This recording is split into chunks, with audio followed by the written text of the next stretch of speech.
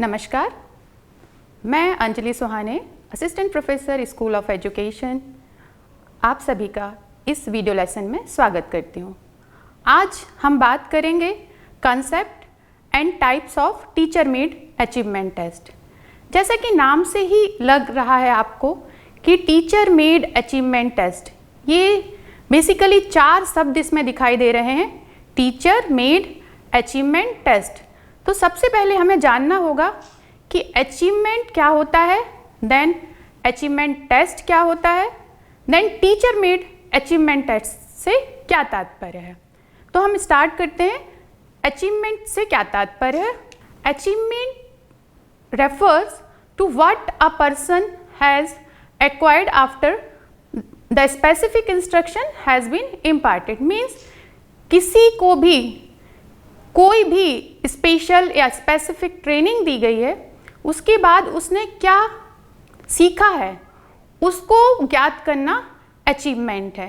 लेकिन ये पता कैसे चलेगा कि उसने क्या सीखा है? इसके लिए आवश्यक होगा कि हम कोई टेस्ट लें। उसके लिए क्या किया जाएगा? अचीवमेंट टेस्ट लिया जाएगा। तो अचीवमेंट टेस्ट क्या होगा? Achievement test are the tools to measure what a student achieved after the specific instruction in a class. So जहाँ achievement उसकी उपलब्धि है, तो achievement test क्या है? टूल है। achievement test measures present proficiency, mastery and understanding of general and specific area of knowledge. general and specific area of knowledge पे यहाँ मैं जोर देना चाहूँगी, क्योंकि अचीवमेंट ऐसा नहीं होगा कि हमने किसी भी चीज़ का अचीवमेंट हो गया।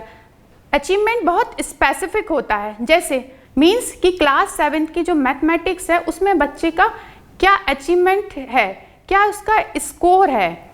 तो scores of achievement test indicate the academic status of individual learner. यानी कि अगर कोई अचीवमेंट टेस्ट लिया गया है, उसमें 100 मार्क्स का है और उसमें स्टूडेंट ने 50, 70, 90 क्या स्कोर किया है, दैट मैटर्स। अगर 100 में से 90 स्कोर किया है और बाकी बच्चों ने 90 से कम स्कोर किया है, देन हम कह सकते हैं कि उसने अच्छा स्कोर किया है।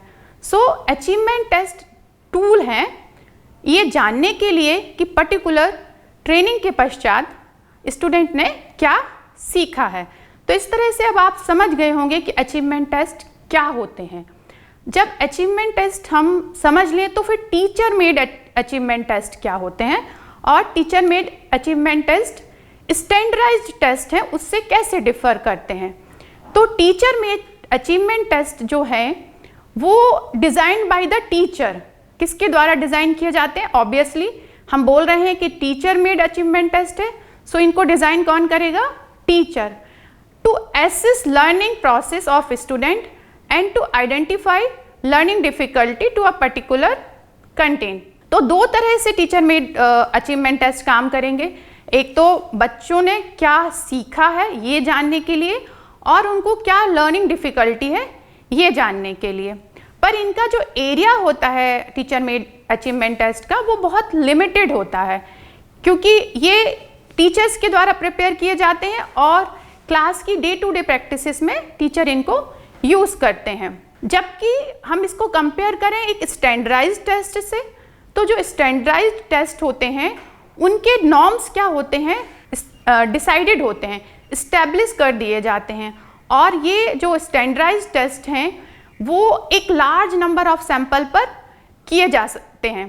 तो स्टैंडर्डाइज्ड टेस्ट की रिलायबिलिटी, वैलिडिटी सभी निकाली जाती है। इनका प्रोसीजर, एपरेटस, स्कोरिंग सिस्टम सभी कुछ फिक्स होता है, क्योंकि स्टैंडर्डाइज्ड टेस्ट को बनाते समय एक अच्छे टेस्ट की जितनी भी गुण हैं, उसकी रिलायबिलिटी, वैलिडिटी, यूजेबिलिटी, ये सभी को टेस्ट किया जाता है, उसके नॉर्म्स डिसाइड किए जाते हैं। जबकि इसके कंपैरिजन में जो टीचर मेड अचीवमेंट टेस्ट हैं वो टीचर क्लास के अगर एक यूनिट ख़त्म हो जाती है उसके बाद लेता है, एक पूरा हाफ ईयरली के बाद भी ले सकता है, पूरा सत्र खत्म होने के बाद भी बच्चों की परफॉर्मेंस जानने के लिए लेता है। तो इस तरह से टीचर मेड अचीवमेंट टेस्ट शिक्षक जो टीचर हैं वो सत्र में कई बार बनाते हैं। अब बात आती है कि इनका पर्पस क्या होता है, टीचर मेड जो अचीवमेंट टेस्ट है। तो जो टीचर मेड अचीवमेंट टेस्ट है इसका बेसिकली मैंने पहले भी बताया कि दो तरह से मुख्य भूमिका में होते हैं। एक तो ये जानने के लिए कि जो बच्चे हैं उनने क्या सीखा है, दूसरा बच्चों को लर्निंग डिफ़िकल्टी क्या है ये जानने के लिए। इसके साथ साथ ही जो टीचर मेड अचीवमेंट टेस्ट हैं वो हेल्प करते हैं शिक्षकों को भी कि वो ये जाने कि जो वो पढ़ा रहे हैं उनका जो टीचिंग मेथड है वो कितना सही है, उससे बच्चा कितना सीख रहा है। कई बार ऐसा होता है कि जो टीचर मेड अचीवमेंट टेस्ट लेने के बाद टीचर को पता चलता है कि ज़्यादातर बच्चे बहुत अच्छा नहीं कर पा रहे हैं, तो फिर टीचर को एक बार एनालाइज करना होता है कि क्या वो जो पढ़ाया है उसका जो तरीका है, जो लर्निंग रिसोर्स यूज़ किए हैं, जो मेथडोलॉजी यूज़ की है वो ठीक है, अगर नहीं है तो वो उनको चेंज कर सकता है। तो ये तो पर्पज़ है टीचर मेड अचीवमेंट टेस्ट का। इसके अलावा भी टीचर मेड अचीवमेंट टेस्ट के हम 4 तरह से इसके पर्पज़ को डिफाइन कर सकते हैं कि जो सबसे पहले टीचर मेड अचीवमेंट टेस्ट का पर्पज़ है वो है to measure whether student possesses the prerequisite skill needed to succeed a unit or course, to what extent student have already achieved the objective of the planned instruction. Second one, to monitor student learning progress and to provide ongoing feedback to student and the teacher about the success of the teaching learning process. The next one, to identify student learning difficulty in any area of learning, means student को कहाँ difficulty आ रही है ये जानने की भी ज़रूरत होती है, जो कि हम टीचर मेड अचीवमेंट टेस्ट के द्वारा जान सकते हैं। To assign grades and certify the student at the completion of the semester, year और एंटायर प्रोग्राम।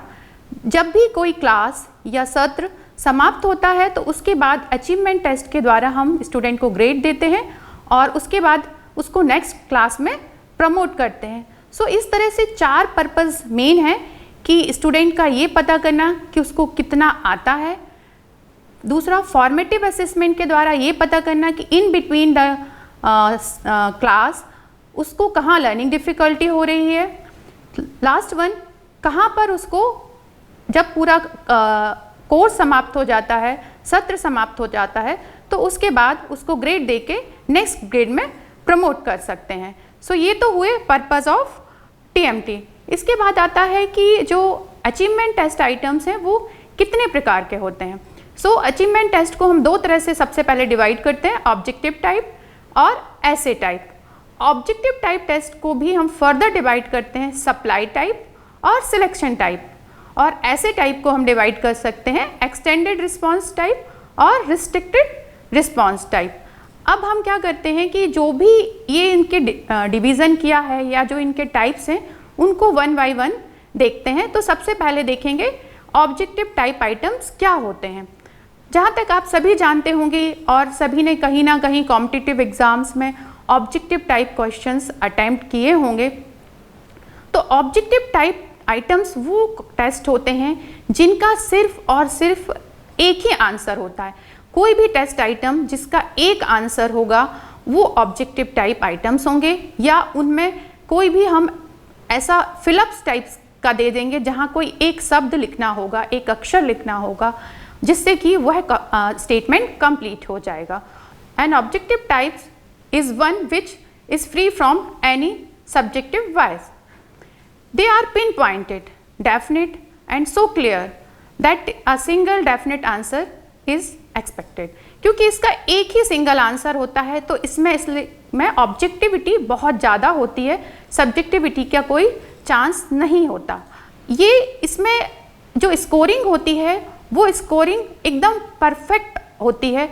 कोई भी एग्जामिनर कभी भी उसको कॉपी को, आंसर शीट को चेक करे, उसका स्कोर हमेशा सेम रहता है। ऑब्जेक्टिव टाइप टेस्ट को 2 प्रकार से डिवाइड करते हैं, जैसा मैंने पिछले स्लाइड में भी बताया, सप्लाई टाइप और selection type. Supply type test item को हम बोलते हैं रिकॉल टाइप, क्योंकि सप्लाई जैसे समझ रहे हैं कि कोई भी एक सेंटेंस दिया, एक स्टेटमेंट दिया जिसमें कुछ स्पेस खाली छोड़ दिया, यानी कि वहाँ पर आपको रिकॉल करना है कि वो रिकॉल करके बता पाएंगे स्टूडेंट कि ये क्या लिखने से ये सेंटेंस या स्टेटमेंट कंप्लीट हो जाएगा।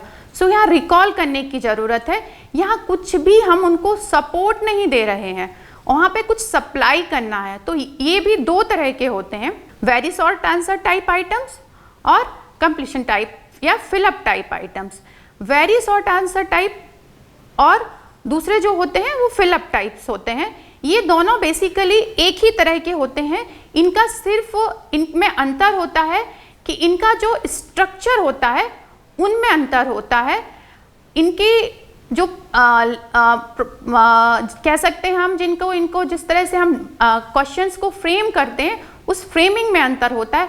अदरवाइज ये दोनों तरह के आइटम्स एक ही प्रकार के होते हैं और इनका जो होता है उसमें सिर्फ हम एक वर्ड लिख के इन क्वेश्चंस के आंसर्स को दे सकते हैं। इसको आप इस एग्जाम्पल से समझ सकते हैं।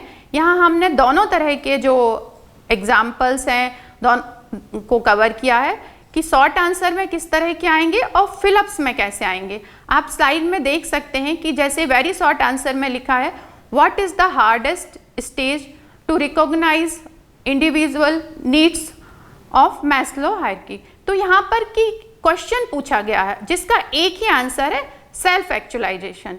अगर हमको इसको फिलअप में करना है तो हमको कुछ स्पेस छोड़ना पड़ेगा जिसमें कि स्टूडेंट उस शब्द को लिख के उसको कंप्लीट कर पाएगा। जैसे कि दूसरा आप देख सकते हैं, दूसरे तरह के जो फिलअप टाइप के हैं वहाँ पे लिखा है कि president of India is selected from a term of dash dash, कितने साल के लिए करता है। आंसर दिया है यहाँ पर, लेकिन वो हमें आंसर तो देना नहीं है, वहाँ सिर्फ जगह छोड़ देनी है। सो इस तरह के ये दोनों तरह के जो फॉर्मेट है सिर्फ इनके फॉर्मेट में अंतर होता है। दोनों में ही बच्चों को कुछ रिकॉल करना होता है और उस रिकॉल करके उसका आंसर देते हैं। मैथ्स की प्रॉब्लम्स को भी हम फिलअप में दे सकते हैं, जैसे कि यहाँ आप देख सकते हैं स्लाइड पे, इफ़ 2x + 4 = 16 देन x = तो वहाँ पर जगह छोड़ दी है, तो ये स्पेस में उनको स्टूडेंट को आंसर लिखना होगा। तो जब भी हम एज अ टीचर जब हम teacher made achievement test prepare करते हैं तो वहाँ पर हम इन दोनों तरह के ऑप्शंस का यूज़ करते हैं। दोनों तरह के जो इनको हम बोलते हैं सप्लाई टाइप टेस्ट आइटम्स, इन दोनों तरह के आइटम्स को हम अपने टीचर मेड अचीवमेंट टेस्ट में रखते हैं। अब बात आती है कि जब हम इस तरह के टेस्ट आइटम्स को बनाएं तो हमें क्या ध्यान रखना चाहिए, क्या गाइडलाइन को फॉलो करना चाहिए। Each item must be clearly expressed, मतलब जो भी आप आइटम लिख रहे हैं वो क्लियरली मेंशन हो। दूसरी बात होती है कि हमको जो ऐसे सेंटेंस बनाएं उसमें हमको सभी कुछ क्लियर हो। जैसे कि आप एक एग्जाम्पल से देख सकते हैं, यहाँ लिखा है कि जयशंकर प्रसाद रोड कामायनी इन। अब इन में के बाद क्या ईयर पूछा है हमने या मंथ पूछा है, ये कहीं पे भी मेंशन नहीं है। Jawaharlal Nehru born at, India लिखना है, इलाहाबाद लिखना है, प्लेस लिखना है, सिटी लिखना है, क्या लिखना है, it is not mentioned here. So जब भी इस तरह के सप्लाई टाइप टेस्ट आइटम बनाए तो यह ध्यान रखने की आवश्यकता है कि ये पुअरली कंस्ट्रक्टेड ना हो। जैसे ये है, इसमें बच्चों के पास चांस है, अगर वो ईयर लिखते हैं तो भी आपको उनको आंसर देना मार्क्स देने पड़ेंगे, और अगर पहले वाले में इन मंथ भी लिख देते हैं तो भी देना पड़ेगा। नेक्स्ट है कि do not take statement directly from text book, क्योंकि टेक्स्ट बुक से अगर आप डायरेक्ट स्टेटमेंट लेते हैं तो कभी कभी उसमें क्या होता है, कॉन्टेक्स्ट भी होता है, और हम उस कॉन्टेक्स्ट जो है उसको तो देते नहीं है, तो उससे क्या होता है कि वो स्टेटमेंट कंप्लीट नहीं होता है। नेक्स्ट है कि जब भी ये फिलअप्स टाइप्स के क्वेश्चन दें तो जो उसमें स्पेस दें वो उतना दें जिसमें कि वो आंसर आ सके, ठीक है। और नेक्स्ट है कि बहुत सारे, मतलब एक सेंटेंस में आप एक या दो फिलअप्स दें, ऐसा नहीं है कि एक सेंटेंस है उसमें 3-4 फिलअप्स दे दिए, देन बच्चे कंफ्यूज हो जाएंगे और वो इसकी जो ऑब्जेक्टिविटी है वो भी नहीं रहेगी। सो ये गाइडलाइन है जिसको फॉलो करना ज़रूरी है जब भी हम सप्लाई टाइप टेस्ट आइटम बनाएं। नेक्स्ट है selection type item. Selection type item जैसे कि नाम से ही समझ में आ रहा है कि सिलेक्ट करना है। सिलेक्ट किससे करना है? जो भी ऑप्शंस दिए जाएं। सो जो सिलेक्शन टाइप आइटम्स होते हैं उसमें कुछ ना कुछ ऑप्शन दिए जाते हैं। Selection type of items where the student is required to select the correct answer from the among a few given answer. जो भी आंसर्स दिए जाते हैं उसमें से स्टूडेंट को एक आंसर को सिलेक्ट करना पड़ता है। जबकि पहले हमने बताया सप्लाई टाइप आइटम्स, वहाँ पर स्टूडेंट को रिकॉल करना पड़ता है। यहाँ रिकॉल नहीं करना है, जो दिए हैं उसमें से ही चूज करना है। ठीक है, सो यहाँ पर जो ऑब्जेक्टिविटी है वो और ज़्यादा बढ़ जाती है कि उन 4 में से ही उसको चूज करना है। ये भी 3 तरह के होते हैं। पहला है alternative response type items, next one matching type items, third one multiple choice type items. तो हम अपने अचीवमेंट टेस्ट में इन सभी प्रकारों का उपयोग कर सकते हैं। अल्टरनेटिव रिस्पॉन्स टाइप आइटम्स कैसे होते हैं? एक्चुअली में alternative response type item means true false, correct incorrect, right wrong, इस तरह के जब हम ऑप्शंस का यूज़ करते हैं, इसमें क्या करते हैं, कोई भी एक स्टेटमेंट दे देते हैं और उस स्टेटमेंट के साथ पूछते हैं कि वेदर इट इज़ राइट और रॉन्ग, ये ट्रू है या फॉल्स है। सो जैसे कि आप देख रहे हैं कि एग्जाम्पल में कि the interest are hereditary traits, क्या ये ट्रू है या फॉल्स है। स्टूडेंट को सिर्फ ये चूज करना है कि ये सही है या गलत है। Psycho analytical theory is given by Freud, ये करेक्ट है या इनकरेक्ट है। आप उसमें ट्रू फॉल्स भी लिख सकते हैं, करेक्ट इनकरेक्ट भी लिख सकते हैं, राइट रॉन्ग भी लिख सकते हैं। ये चॉइस है आपकी कि आप इसको किस तरह से फ्रेम करते हैं। तो इनको बोलते हैं हम अल्टरनेटिव। अल्टरनेटिव मीन्स या तो ट्रू होगा या फॉल्स होगा, इसके अलावा थर्ड ऑप्शन इसमें नहीं है। अब आता है कि जब हम ये बनाएं अल्टरनेटिव आइटम्स तो हम क्या रूल्स या क्या गाइडलाइन फॉलो करें। यूज सिंपल डिक्लेरेटिव सेंटेंस, जो भी हमारे सेंटेंस हो वो कैसे हो, सिंपल हो। दूसरी मस्ट बी स्टेटेड क्लियरली, जो भी हो वो क्लियर मेंशन हो, ऐसा नहीं हो कि उसका मीनिंग कुछ और निकले। Avoid using negative statement and double negative. कई बार हम क्या करते हैं, नेगेटिव स्टेटमेंट का यूज़ करते हैं, तो वहाँ पर एक तो हमने नेगेटिव स्टेटमेंट दिया, उसके बाद उसमें से ट्रू और फॉल्स चूज करना होता है, तो उसमें कई बार बच्चों को कन्फ्यूज़न हो जाता है। इसलिए हमको नेगेटिव और डबल नेगेटिव तो बिल्कुल भी यूज़ नहीं करना है। Don't make false items longer than true items. जैसे मान लीजिए कहीं आपने 10 क्वेश्चन ट्रू फॉल्स के पूछे हैं, तो ऐसा ना हो कि 7 और 8 क्वेश्चन जो हों वो फॉल्स हों, तो बैलेंस रखें, 5 ट्रू हों तो 5 फॉल्स हो सकता है 6 4 हो, लेकिन ऐसा ना हो कि वेदर सारे ही ट्रू हों और सारे ही फॉल्स हों। जो भी हो बी क्लियर एंड कॉन्साइज, छोटे हों, क्लियर हों। Limit each statement only one central idea, एक स्टेटमेंट में एक ही तरह का आइडिया आए। ऐसा एक जो भी स्टेटमेंट आपने दिया उसमें 2 को क्लब मत करिए, हो सकता है उसमें एक ट्रू हो और एक फॉल्स हो। पहले भी हमने पुराने उसमें भी जब हम सप्लाई टाइप की बात कर रहे थे, तो सप्लाई टाइप हो या हम सपोर्ट टाइप आइटम्स की बात करें, दोनों में ही हमको देखना है कि टेक्स्ट बुक से डायरेक्ट स्टेटमेंट को नहीं उठाना है, क्योंकि हमको ये देखना है कि उसका मीनिंग चेंज ना हो जाए। ठीक है, सो ये बातें हमें ध्यान रखने की ज़रूरत है जब भी हम alternative response type test item बनाएं। नेक्स्ट आता है matching type test item. Matching type test items जो होते हैं उसमें क्या होता है कि 2 कॉलम होते हैं, एक राइट और एक लेफ्ट। ठीक है, जो लेफ्ट कॉलम होता है उसको हम बोलते हैं प्रीमाइसेस और जो राइट कॉलम होता है उसको बोलते हैं रिस्पॉन्सेस। तो जो हम पहले वाले कॉलम यानी कि जो कॉलम ए है वहाँ पर हम देंगे प्रीमाइसेस और उसका जो रिस्पॉन्स होगा वो कॉलम बी में होगा। यहाँ पर हम एक बात ध्यान रखते हैं कि जो कॉलम बी है, यानी कि जो रिस्पॉन्सेज हैं वो अगर कॉलम ए में हमने 5 आइटम्स दिए हैं तो हम कोशिश करेंगे कि कॉलम बी में 6 या 7 हों। ऐसा करना इसलिए आवश्यक होता है कि अदरवाइज क्या होता है कि अगर हम 4 ऑप्शन चूज कर लेते हैं तो 5वां हमें अपने आप पता चल जाता है। उस चीज़ को ख़त्म करने के लिए हमको क्या करना पड़ता है कि कॉलम बी में जहां हम रिस्पॉन्सेज दे रहे हैं उनको कॉलम ए के कंपैरिजन में ज़्यादा ऑप्शंस रखने पड़ते हैं। आपको इस एग्जाम्पल से आप समझ सकते हैं कि यहाँ कॉलम ए है और कॉलम बी है।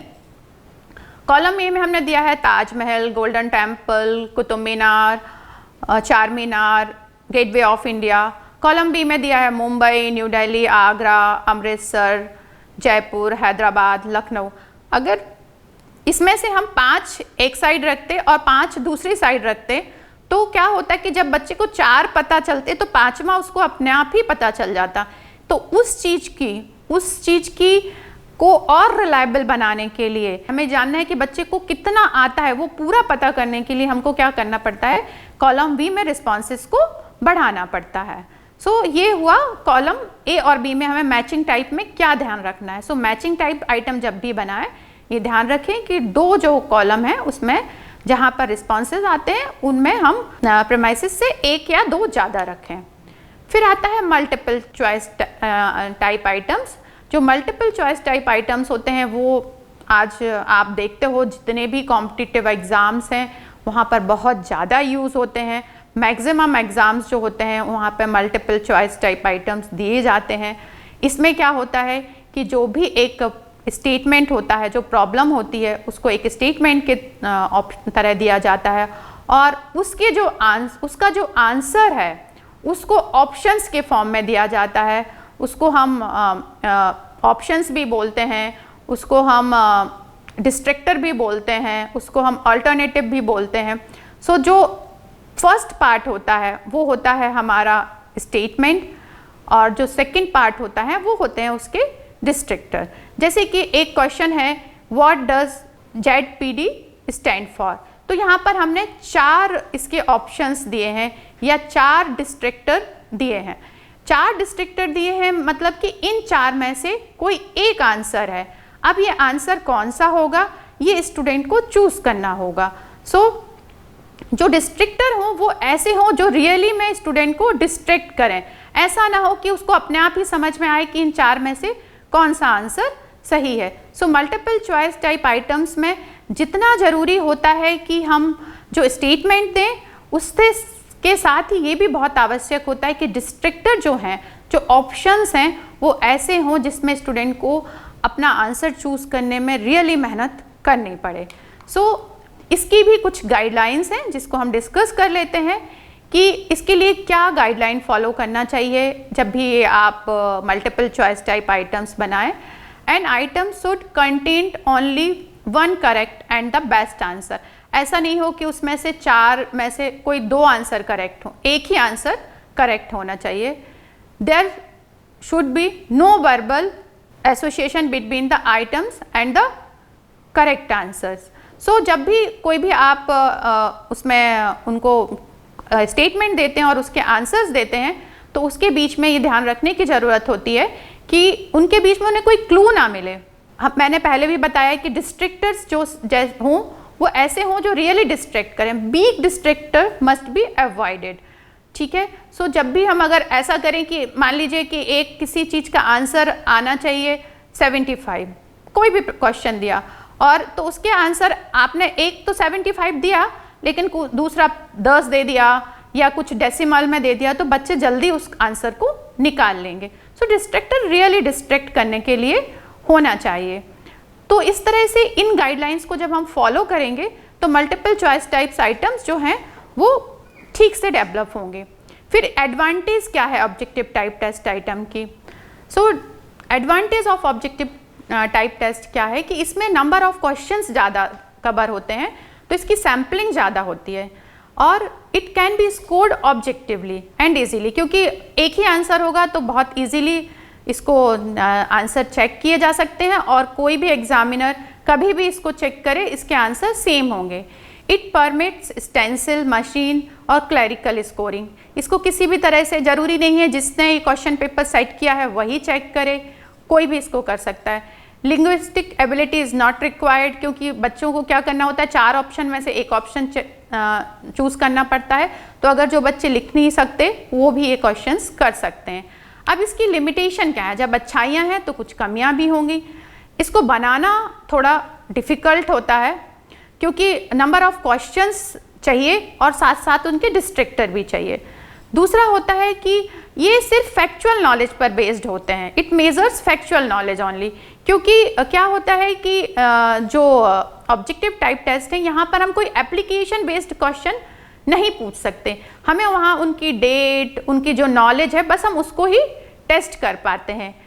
Linguistic ability of the student is not at all tested. जैसा हमने पहले कहा कि एक अच्छाई है कि लिंग्विस्टिक एबिलिटी को हम की ज़रूरत नहीं होती है, लेकिन यहाँ पे लिंग्विस्टिक एबिलिटी को टेस्ट भी नहीं कर पाते हैं।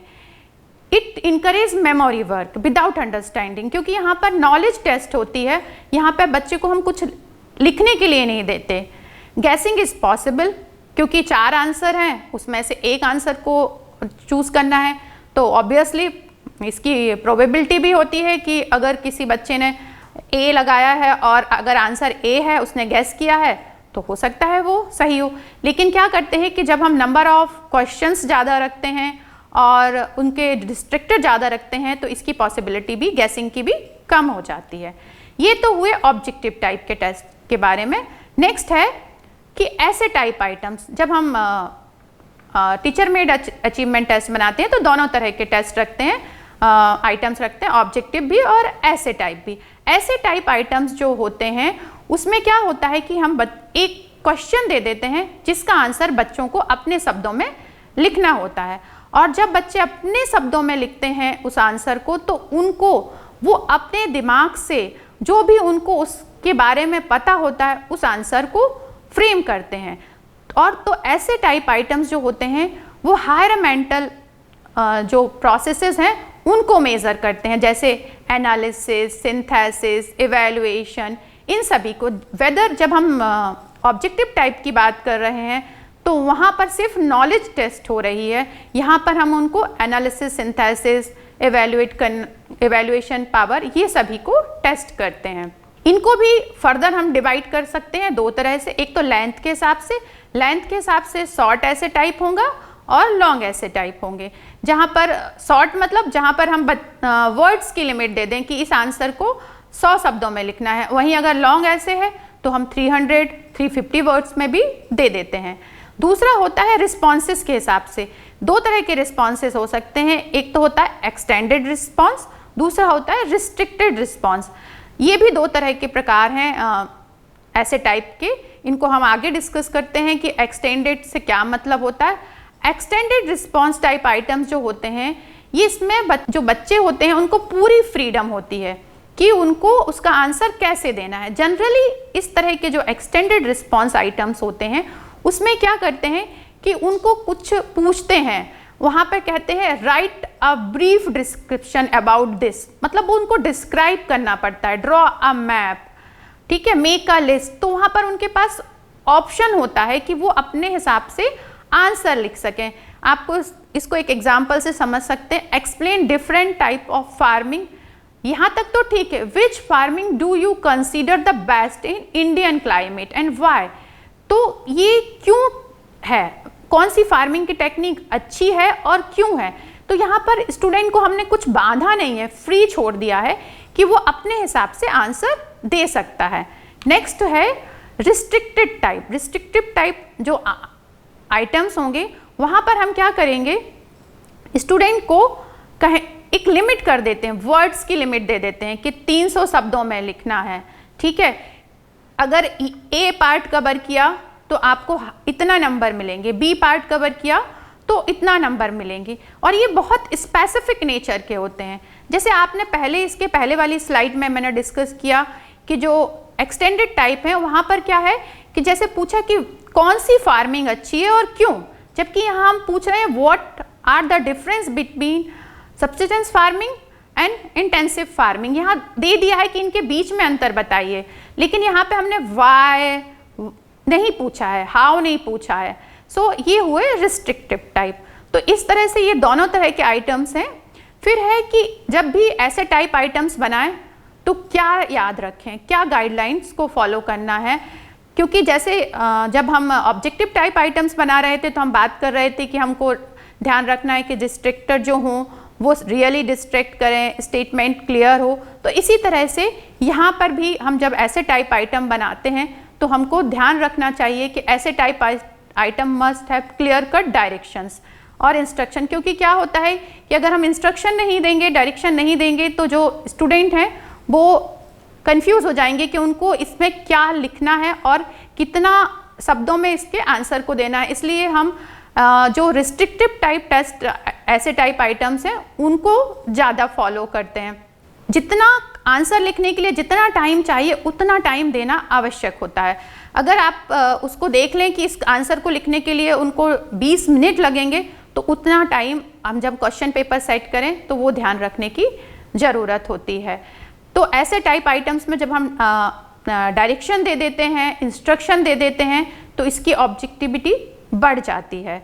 फिर आता है एडवांटेज क्या है।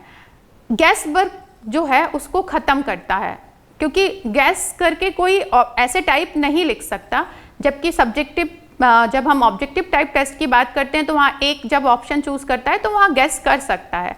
दूसरा बात होता है कि जब इस तरह के जो टेस्ट होते हैं उसको जो एडमिनिस्ट्रेटर है या टीचर है वो इजीली प्रिपेयर कर लेता है, क्योंकि एक पेपर में उसको 5 ऐसे टाइप आइटम्स देगा और एक अगर 100 मार्क्स का है और एक ऐसे क्वेश्चन 20 मार्क्स का है तो उसको सिर्फ 5 क्वेश्चंस को फ्रेम करना है।